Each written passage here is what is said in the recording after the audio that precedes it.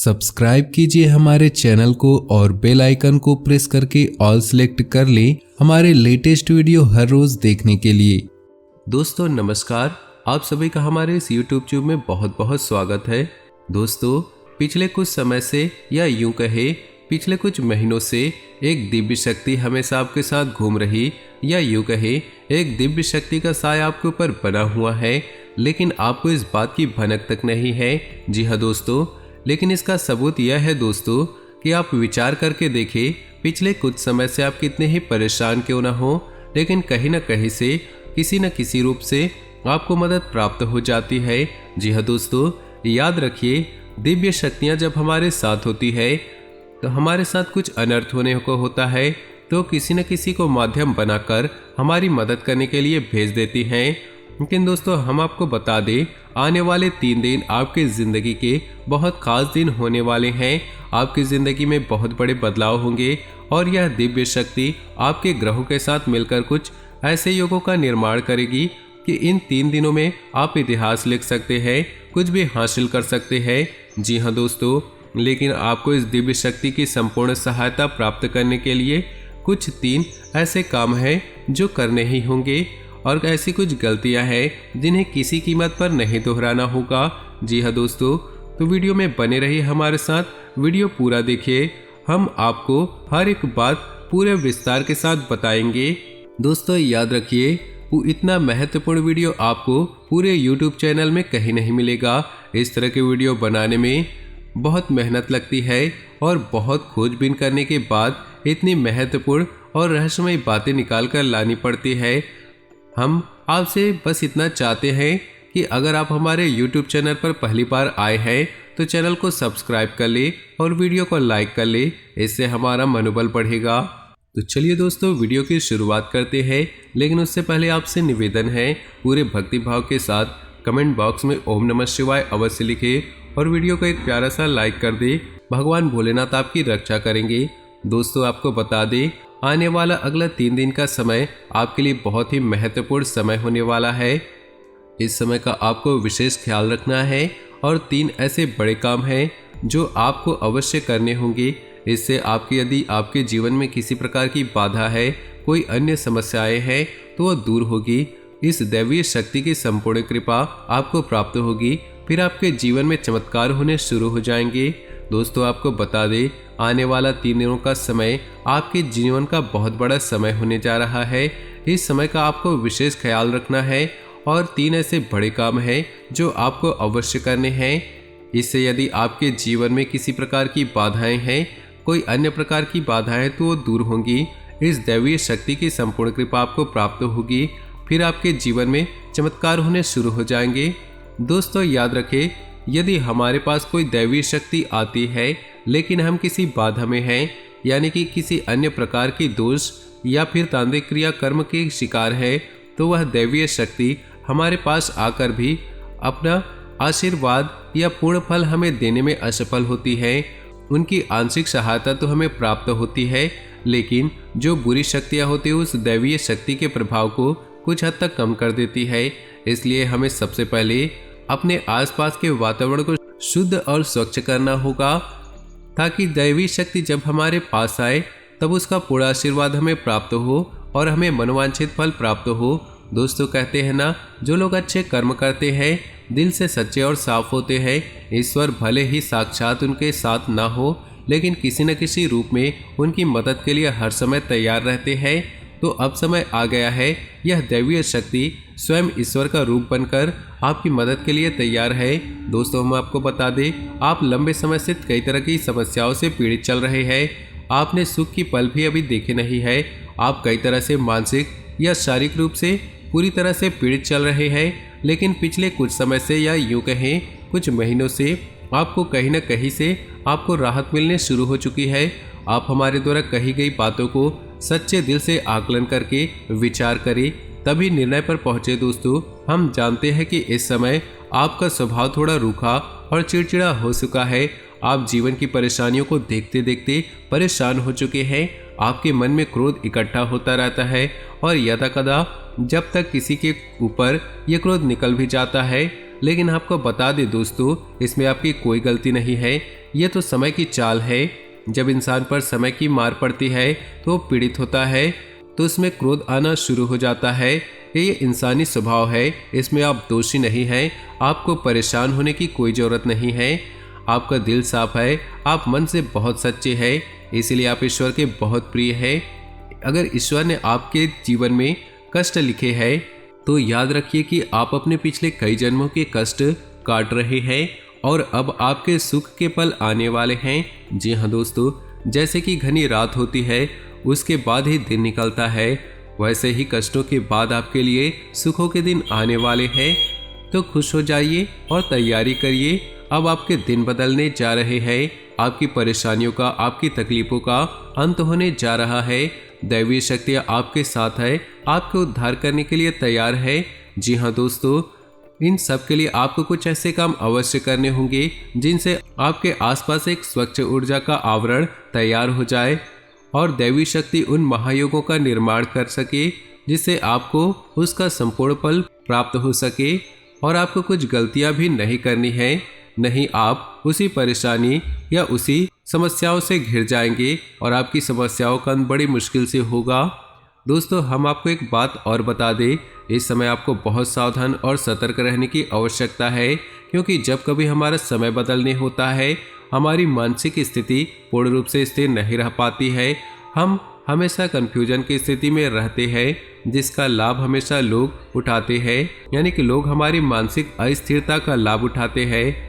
आप इस समय कुछ ऐसी मानसिक अवस्था में चल रहे हैं कि लोग आपका दुरुपयोग कर लेंगे, प्यार मोहब्बत में आपको फंसाकर मीठी मीठी चिकनी चुपड़ी बातों में आपका दुरुपयोग करेंगे, आपके धन दौलत या फिर आपका कीमती समय का शोषण करेंगे, आपको परेशान करेंगे।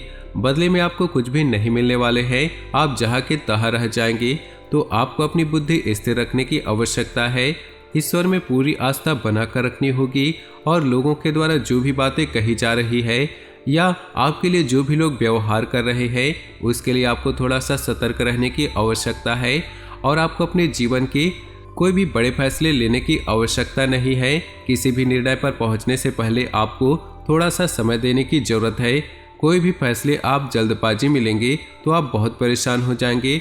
तो दोस्तों, ध्यान से सुने, वो कौन से 3 काम है जो आपको अगले 3 दिनों में कर लेने हैं, जो आपको जितनी जल्दी हो सके कर लेना है, ताकि आपके आसपास का आवरण शुद्ध हो जाए, स्वच्छ हो जाए और यदि आपके ऊपर किसी प्रकार की बाधा है, कोई समस्या है तो वह भी दूर हो जाए। तो दोस्तों, सबसे पहला काम आपको करना है कि यदि आपके घर में किसी प्रकार की बाधा है या किसी ने आपके ऊपर किसी प्रकार का टोना या टोटका करवा रखा है तो उससे आपको छुटकारा प्राप्त करना है। और इसका सबसे सरल और सीधा उपाय रहना है, आपको एक नींबू लेना है। ध्यान से सुनिए दोस्तों, पूरी बात समझने का प्रयास करें, हम आपको सारी बातें विस्तार से बताएंगे। तो आपको एक नींबू लेना है और उस नींबू में आपको 7 लौंगे लगानी हो। लौंगे साबुत हो, फूल वाली हो। और जब आप नींबू में 7 लौंगे लगा रहे हो तो उस समय ओम क्लीम और यदि महिला है तो क्लीम ओम और मन में यह विचार करते रहे, कोई भी बुरी आत्मा, बुरी शक्तियाँ आसपास हैं तो वह आपसे दूर जा रही है, ऐसा ख्याल करते हुए यह नींबू तैयार करना है। और इसे पूरे 24 घंटे के लिए अपने घर के किसी भी कोने में गुप्त रूप से रख दे, किसी को ये बात ना बताए। और इस नींबू को रखने के लिए आपको किसी काले कपड़े का इस्तेमाल करें, किसी काले कोरे कपड़े में लपेटकर किसी भी कोने में रख दे, घर के रख दे। जी हाँ दोस्तों, और उसके बाद रात को जब सुनसान हो जाए, कोई आए जाए ना, तो उस नींबू को ले जाकर किसी भी चौराहे पर फेंकाए।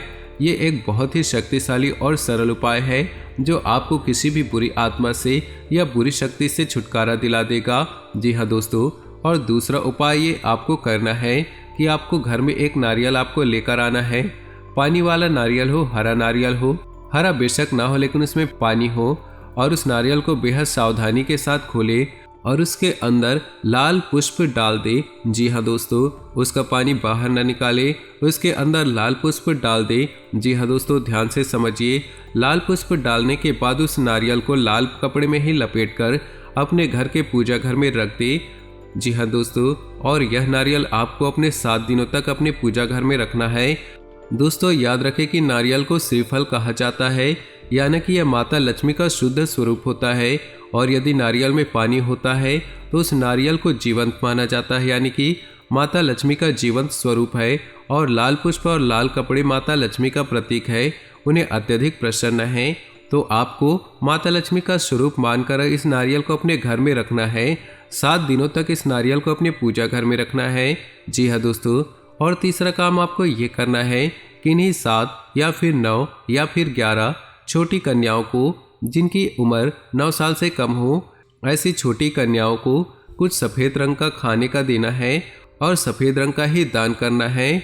जैसे आप चावल की खीर, मीठी खीर खिला सकते हैं और उन्हें सफ़ेद रंग का रुमाल दान कर सकते हैं। यह उपाय भी आपको करना है, इससे आपका शुक्र मजबूत होगा और धन संपदा आपके घर में भर जाएगी, आमदनी के नए स्रोत शुरू हो जाएंगे। और यदि रुपए पैसे को लेकर किसी प्रकार की बाधा है, किसी ने आपकी लक्ष्मी का बंधन कर रखा है, तो वह सब खुल जाएगा और आपके घर में माँ लक्ष्मी का प्रवेश हो जाएगा। तो यह 3 उपाय आपको अवश्य ही करने हैं, निश्चित ही करने हैं। किसी भी हालत में चूक मत जाना दोस्तों, इतने बड़े मौके जीवन में बार बार नहीं आते हैं। अब आपको हम बताएंगे कि वो कौन सी 4 गलतियां हैं जो आपको भूले से भी नहीं करनी है। जी हाँ दोस्तों, आप कई बार इन गलतियों को दोहराते चले आ रहे हैं।